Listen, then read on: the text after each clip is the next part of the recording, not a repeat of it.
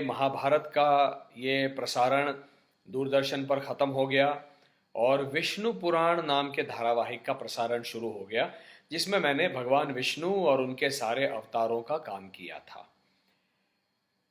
मुझे हमेशा जब भी मैंने विष्णु पुराण पढ़ा तो मुझे एक ब्रिटिश बायोलॉजिस्ट या नेचुरलिस्ट चार्ल्स डार्विन का हमेशा ख्याल आया, क्योंकि मैंने कॉलेज में जब हम साइंस पढ़ रहे थे तो हमको ये पढ़ाया गया था कि मानव की उत्क्रांति का सिद्धांत, और केवल मानव की ही नहीं, ये उत्क्रांति कई सारे पशु पक्षियों की हुई है, प्राणियों की हुई है।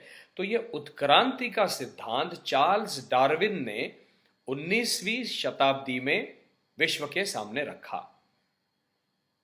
मुझे ऐसा लगता है कि ये ब्रिटिश दृष्टिकोण से या पाश्चिमात्य दृष्टिकोण से हो सकता है सही हो,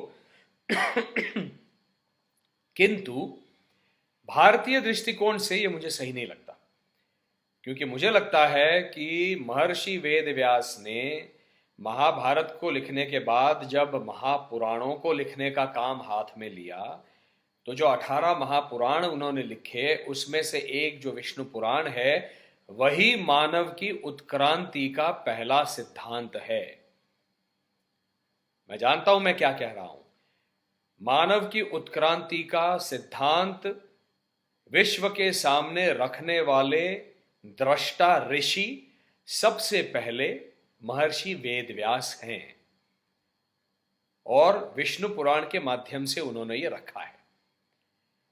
क्या कहते हैं चार्ल्स डार्विन कि सबसे पहले लाइफ मतलब जीवन जो है वो पानी से शुरू हुआ और धीरे धीरे धीरे पानी के बाहर आया, और ऐसे करते करते जो प्राणी थे वो ऐसे हॉरिजॉन्टल चलते थे, वो धीरे धीरे धीरे हम मनुष्य जो है वो खड़े हो गए और मानव की निर्मित हुई। होमोसेपियन की जो उत्क्रांति की बात है, मानव मनुष्य।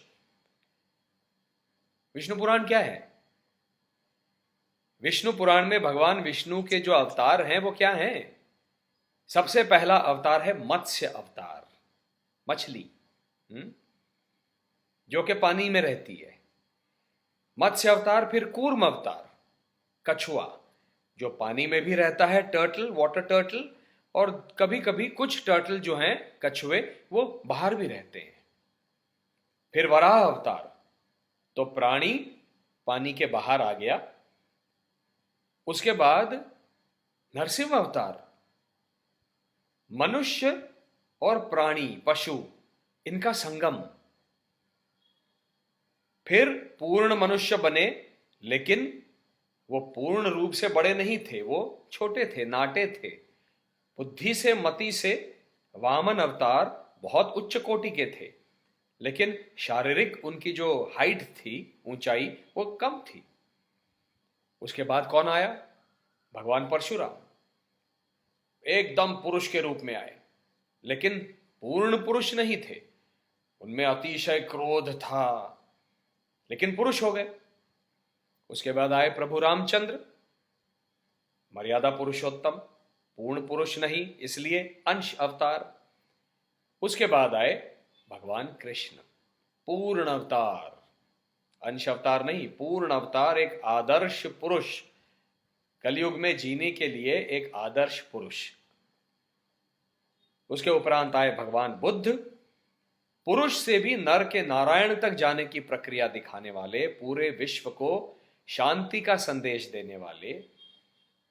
इनको हमने 9वां अवतार माना। और 10वां अवतार, यदि हमने इनमें से कुछ भी नहीं सीखा, इन सारे अवतारों से मनुष्य ने यदि कुछ नहीं सीखा और काम, क्रोध, मोह, माया, लोभ, मद, मत्सर, इन रिपुओं के, षड रिपुओं में ग्रस्त होकर, इनसे ग्रस्त होकर मनुष्य यदि एक दूसरे के लिए द्वेष भावना से जिएगा, प्रकृति के साथ संतुलन बना के संयम के साथ नहीं जिएगा, प्रकृति का सम्मान नहीं करेगा, तो एक दिन 10वां अवतार काल्की के रूप में आएगा और सब कुछ खत्म कर देगा, है ना? तो ये उत्क्रांति नहीं है तो क्या है?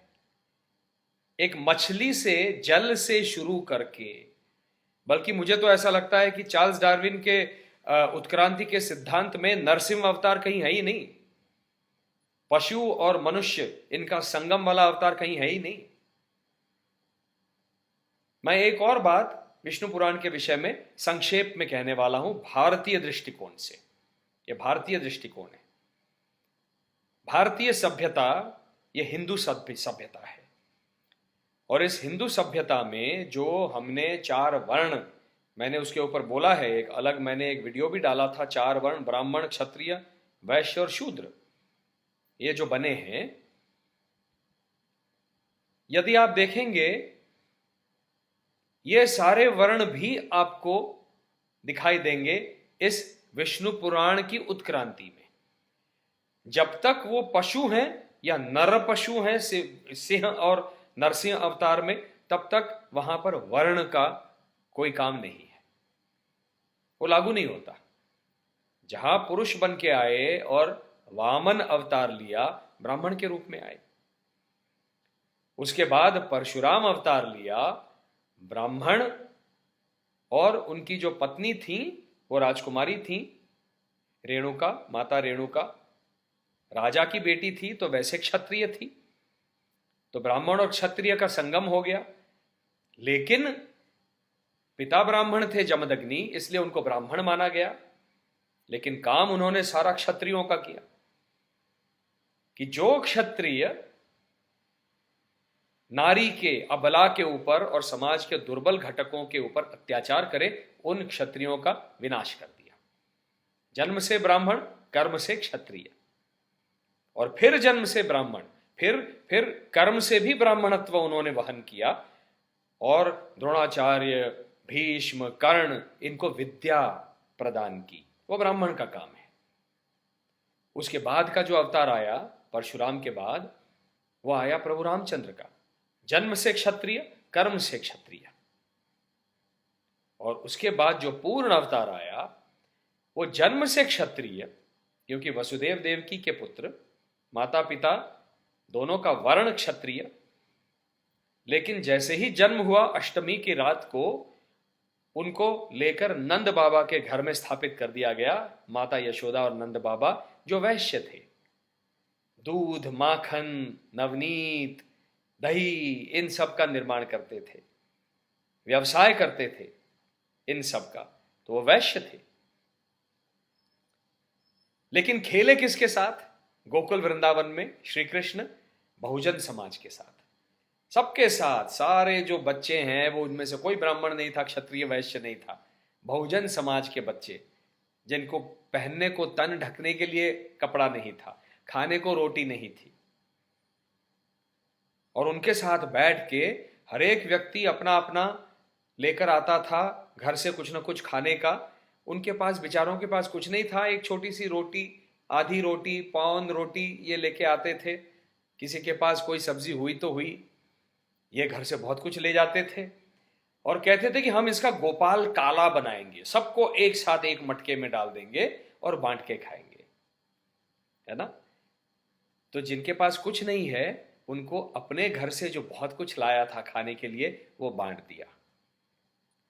मिलनसार व्यक्तित्व, दुर्बलों की चिंता। तो ये क्या हुए? शूद्र हुए ना। शूद्रों के साथ रहे, बहुजन समाज के साथ रहे। तो जन्म से क्षत्रिय, स्थापित किए गए नंद बाबा के वैश्य के घर, बहुजन समाज के साथ खेले कूदे, उनका सम्मान किया, उनकी रक्षा की, उनकी चिंता की, और फिर जाकर कुरुक्षेत्र की युद्ध भूमि में परम योगेश्वर के रूप में, जो कोई उच्च कोटि का ब्राह्मण भी कभी सोच नहीं सकता था, ऐसा ज्ञान, ब्रह्म विद्या का ज्ञान श्रीमद् भगवत गीता के रूप में पूरे, केवल अर्जुन के समक्ष नहीं, पूरे इस दुनिया के समक्ष रख दिया। पूरी दुनिया के समक्ष ये ज्ञान है, ये योग है कलयुग में जीने का। तो ये चारों वर्ण स्वयं भगवान कृष्ण के भीतर समाहित हैं। उन्होंने ये उदाहरण प्रस्थापित कर दिया है कि मैं सब कुछ हूं। और इसीलिए जब वो कहते हैं ना कि एक एक व्यक्ति जो कुरुक्षेत्र पर मरा है, उसकी मृत्यु हुई है, उसके साथ मेरी मृत्यु हुई है। उसका कारण क्या है? वो जो प्रत्येक व्यक्ति वहां पर मरा है वो मैं ही हूं, उसके भीतर भी मैं ही हूं, या मेरे भीतर भी वो व्यक्ति है। ये पूरे मानव समाज को, पूरी मनुष्य जाति को देखने का ये विशाल दृष्टिकोण, ये ब्रह्म विद्या का दृष्टिकोण है। तो मेरा यह मानना है कि विष्णु पुराण ही सामाजिक उत्क्रांति और मनुष्य की उत्क्रांति का सबसे पहला सिद्धांत है। इस पर सोचिए और विष्णु पुराण को एंजॉय कीजिए। नमस्कार।